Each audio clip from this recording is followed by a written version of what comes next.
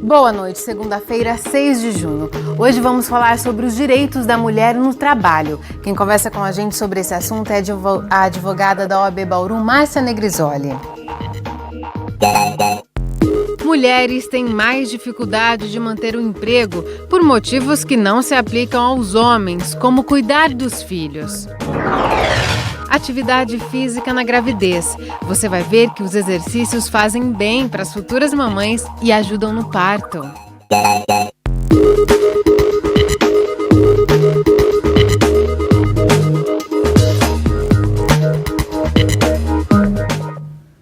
O último levantamento do CAGED, o Cadastro Geral de Empregados e Desempregados, apontou que 4.441 trabalhadores foram desligados do emprego em Bauru no mês de abril. Alguns porque arranjaram outro trabalho, mas a maioria por decisão da empresa mesmo. Desse total, as mulheres vão ter dificuldades adicionais para se recolocarem no mercado. É o que aponta uma pesquisa da Confederação Nacional da Indústria. Você vai entender por quê. Maria Aparecida está há quase 2 anos procurando emprego. Tem 2 filhos e o mais novo depende exclusivamente dela. Trabalhou por 8 anos como auxiliar de produção, mas deixou o emprego depois que o caçula nasceu. Quando eu tive meu filho, não voltei porque tinha que voltar com 4 meses. Aí eu quis ficar com ele para poder ele ficar grandinho. Agora eu estou procurando já faz 1 ano. E 8 meses que eu estou desempregado e não acho nada. O último registro na carteira foi por pouco tempo, porque o filho ficou doente e ela precisou deixar o trabalho. Hoje ela entrega cerca de 15 currículos por dia. Não ter com quem deixar a criança em período integral dificulta a procura.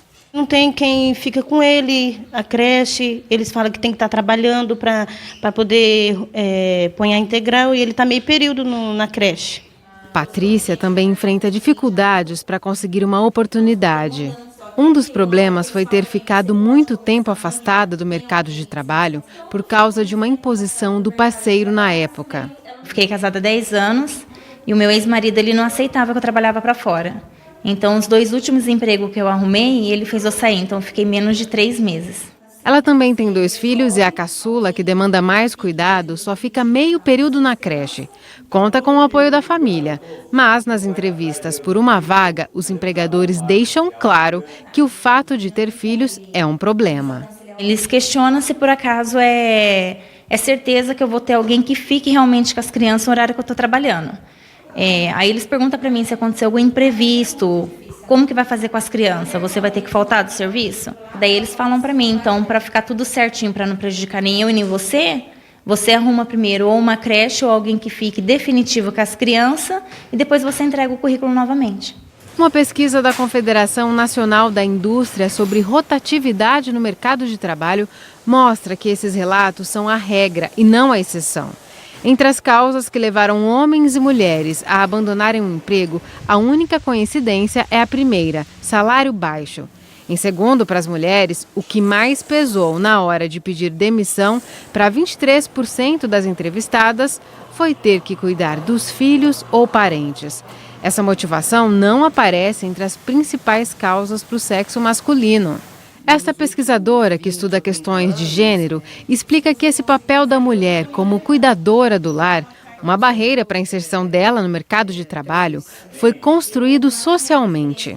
Isso já é uma tradição, né, histórica, não é algo que é natural, embora tenha sido naturalizado, que faz com que as mulheres, em algum momento, né, fez com que as mulheres fossem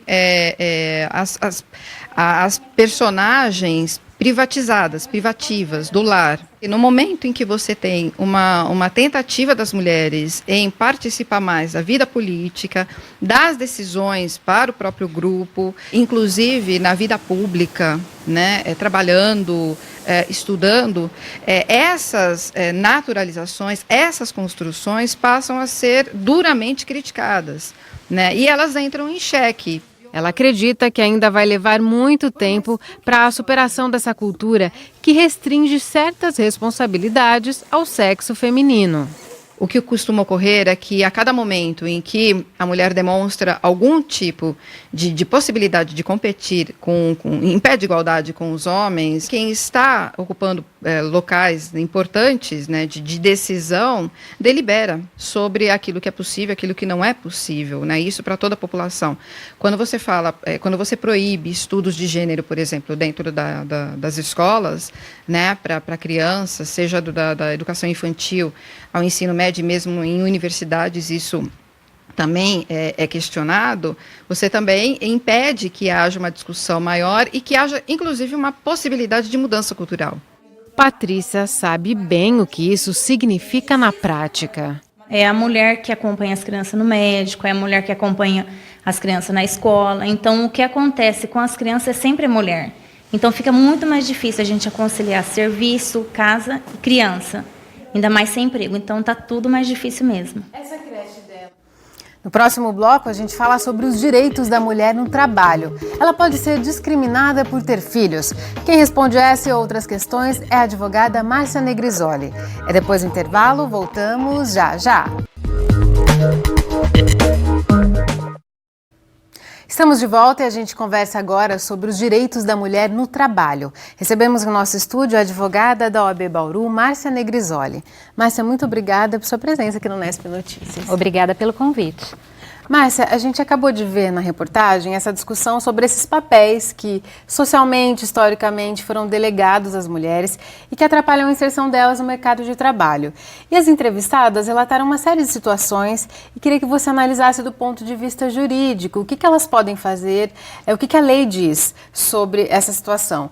Uma delas conta que é recorrente nas entrevistas de emprego os empregadores questionarem se ela tem filhos. E ela percebe que quando ela fala que sim, ela já não é mais considerada para a vaga. Isso é um tipo de discriminação?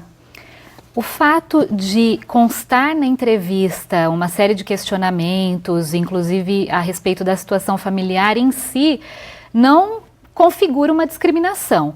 Mas a empresa deixar de contratar uma mulher porque ela tem filhos, ou por ser mulher, ou porque ela cuida dos seus pais idosos, isso sim é uma conduta discriminatória. Então a empresa ela não pode deixar de admitir uma mulher por esse tipo de situação.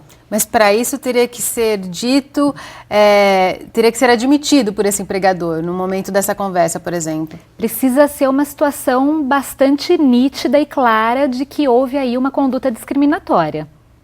Uma outra situação relatada pela outra entrevistada é que uma das vezes que ela precisou sair do mercado de trabalho foi por causa do filho que nasceu e ela achou a licença maternidade muito curta e ela não conseguiu retornar. E agora está com dificuldade para ser empregada novamente.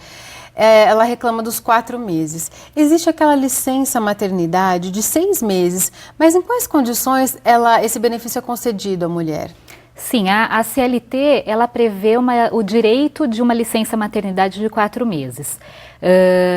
Esse benefício de 6 meses, essa licença estendida, são para os funcionários públicos e para as empresas que aderiram ao programa Empresa Cidadã. E aí, nessa situação, a empresa ela pode conceder, então, uma licença estendida de até 6 meses, mas ela tem alguns incentivos fiscais em contrapartida, porque no 5º e no 6º mês é ela que vai arcar com o salário dessa funcionária. Então, não é obrigatória a licença de 6 meses, é só para as empresas que aderirem ao programa Empresa Cidadã. O que essa mulher pode fazer é consultar o empregador se tem interesse em aderir ou se ele, de livre e espontânea vontade, concederia um tempo maior de licença? As empresas sempre têm uma liberalidade para esse tipo de concessão. O que acontece é que abre um precedente muito grande, porque se ele concede para uma, né, todas vão querer essa licença. E a opção de aderir ao programa Empresa Cidadã é da empresa, né? Não tem como o funcionário, o empregado, exigir que esse empregador faça essa adesão, infelizmente. Nesse caso, então, a licença que ela tem direito de 4 meses mesmo. Sim. Existem outros direitos que a mulher tem em relação ao trabalho que muitas desconhecem? Por exemplo, faltar no trabalho para levar o filho ao médico. Esse dia pode ser descontado dela, por exemplo? Uma recente modificação que teve na CLT passou a permitir a falta da mulher ao trabalho por até um dia para levar o filho de até 6 anos em consultas médicas. E aí é um direito do empregado, seja ele homem ou mulher. É claro que a gente sabe que isso acaba, na prática, recaindo mais sobre as mulheres, né? Mas é importante romper com essa cultura, não é? Com certeza, e essa alteração na lei, ela traz essa modificação, né? Traz essa facilitação na mudança aí de cultura. Então, tanto o homem quanto a mulher podem ter esse direito de faltar ao trabalho por um dia para levar o filho numa consulta médica quando ele tiver até 6 anos.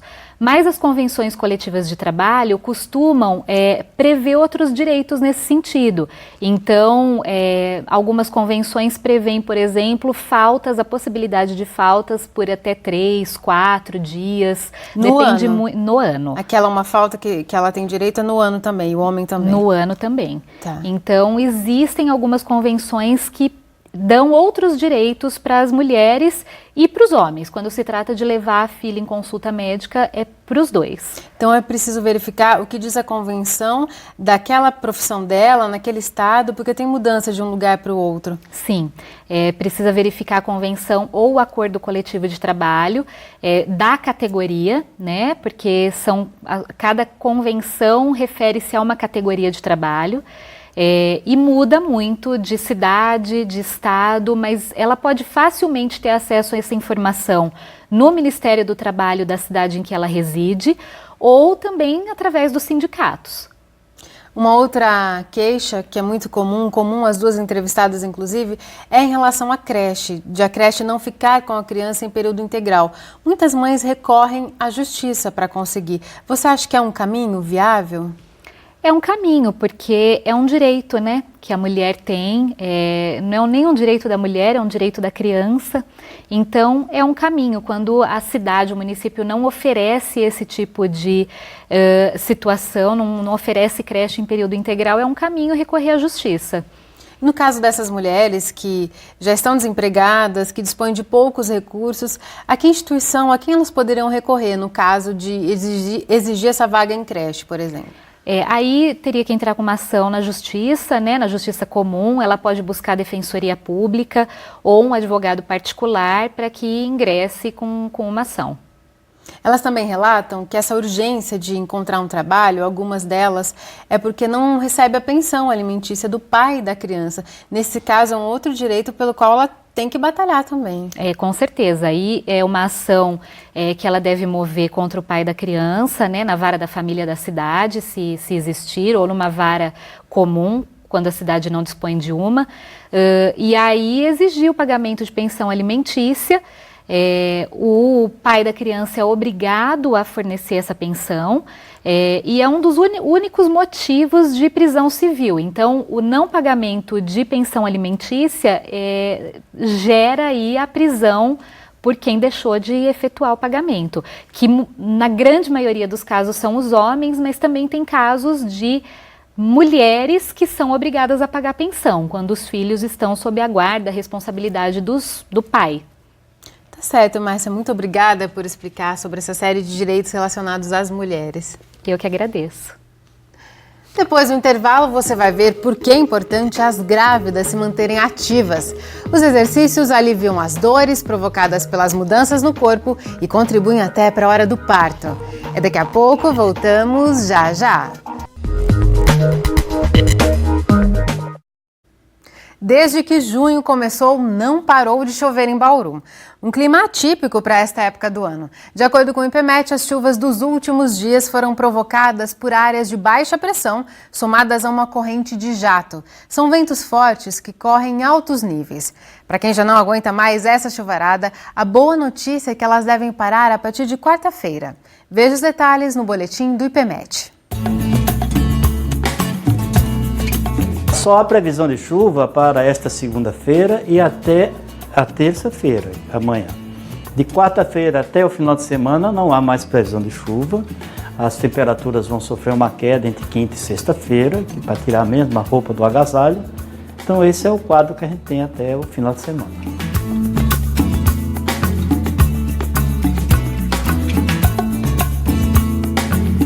Finalmente a massa de ar frio vai vir uma massa de ar frio que vai conseguir entrar no continente vai expulsar esse fenômeno que está provocando chuva, né?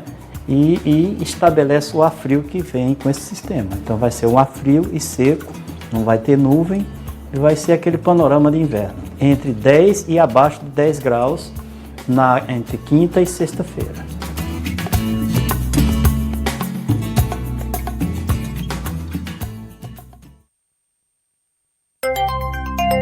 Amanhã o tempo permanece encoberto na maior parte do estado. Nas regiões sul e sudeste deve chover a qualquer hora do dia. Nas demais áreas a previsão é de pancadas em pontos isolados. Bauru também pode ter pancadas de chuvas amanhã. Agora a umidade do ar é alta, de 88%. A velocidade dos ventos é de apenas 5 km por hora. Nesta segunda, a mínima foi de 19 e a máxima de 25 graus. Amanhã os termômetros devem variar entre 18 e 26 graus. Faça chuva, faça sol. Um grupo de grávidas que você vai conhecer agora não abre mão dos exercícios. Elas sabem que praticar uma atividade física nesta fase faz bem para a saúde e também ajuda na hora do parto. Eliana está esperando o primeiro filho. Por recomendação médica, começou a fazer exercícios físicos durante a gravidez e escolheu o Pilates. A consultora frequenta as aulas 2 vezes por semana, mesmo agora na reta final da gestação. As atividades são orientadas por uma fisioterapeuta e focadas no fortalecimento da musculatura exigida no parto normal, que é o que Eliana pretende fazer. O Pilates também alivia as dores nas costas, muito comum nos últimos meses de gestação. Esse exercício é muito bom para tanto a articulação da coluna e alongamento da cadeia posterior, respiração, alinhamento dos membros superiores, cintura escapular. O Pilates ele não é um ritmo acelerado, a gente sempre trabalha com menos repetições e movimentos mais leves, trabalhando muito bem a respiração. Eu perguntei para o médico se eu poderia fazer algum tipo de atividade física e ele me recomendou um exercício mais que não fizesse tanto esforço. Cada exercício é realizado no ritmo da gestante.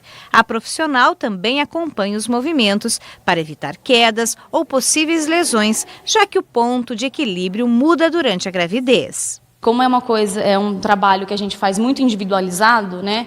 Tanto a avaliação como os exercícios, não são todos os exercícios que a gente pode passar para todas as gestantes e não em todas as fases. Então, tem exercícios que são no começo, outros no meio e outros para o final. Não pode ter dor, não pode ter sangramento, perda de líquido, tontura, a visão turva, essas coisas. Eliana sente ainda outros benefícios. O Pilates diminui o cansaço e a falta de ar. Ajuda porque você está fazendo um tipo de atividade física, você não está parada, não está na monotonia. Então, ajuda bastante pelo alongamento que ele dá, que ele proporciona. Outro exercício bastante procurado pelas futuras mamães é a hidroginástica. A atividade é recomendada durante a gestação porque exige um esforço moderado. A prática alivia o peso extra da gestação e diminui o impacto nas articulações. Antes de entrar na água, esse grupo faz alongamentos. A pressão de cada uma é verificada pela fisioterapeuta. Durante os exercícios, os batimentos cardíacos também são acompanhados. Com esses cuidados, é possível praticar o exercício até dias antes do parto. Tem estudos também que comprovam que atividade física durante a gestação tem um benefício maior para o bebê, risco menor de obesidade quanto criança, né? E a hidro ajuda muito por conta que na gestação elas têm muito problema com inchaço e a hidro ajuda na drenagem, né? Cristiane está no último mês de gestação e optou pelo parto cesárea. É a segunda gestação dela que procurou a atividade para se manter em movimento durante a gravidez e reduzir as dores. O trabalho da atividade física ajuda a gente a se sentir melhor, principalmente nessa fase final da gestação, que a gente já está se sentindo mais pesada. Sendo segunda gestação, a gente já tem umas dores que na primeira a gente não sentia. Então eu acho que o benefício sempre é imediato e também a longo prazo. Essa médica explica por que fazer exercícios na gravidez é tão importante para a saúde e o bem-estar, tanto da gestante quanto do bebê. A gestante que pratica algum esporte, exercício físico, ela tem menos dor durante toda a gravidez. o sistema cardiovascular dela está mais preparado, diminui o ganho de peso da gestante, principalmente no terceiro trimestre, que acontece, né, de uma consulta para outra ganhar 2, 3 quilos. O edema gestacional também diminui para as praticantes de exercício. Além de exercícios como a hidroginástica e o pilates, outras atividades são recomendadas, como a caminhada, por exemplo, mas tudo sempre com recomendação médica. Pode ser uma corrida, até uma caminhada. Tem algumas gestantes que fazem até crossfit. Se ela não tiver nenhuma patologia anterior à gravidez e nem gestacional, ela pode fazer exercício, contanto que ela tenha orientação de um profissional que saiba que o períneo dela não pode ser tão sobrecarregado, que se ela tiver algum sintoma diferente, tem que procurar o médico e parar o exercício imediatamente. Então, com orientação, dá para fazer bastante coisa durante a gravidez. Por hoje é só. O Unesp Notícias volta amanhã às 19h ao vivo. Tchau!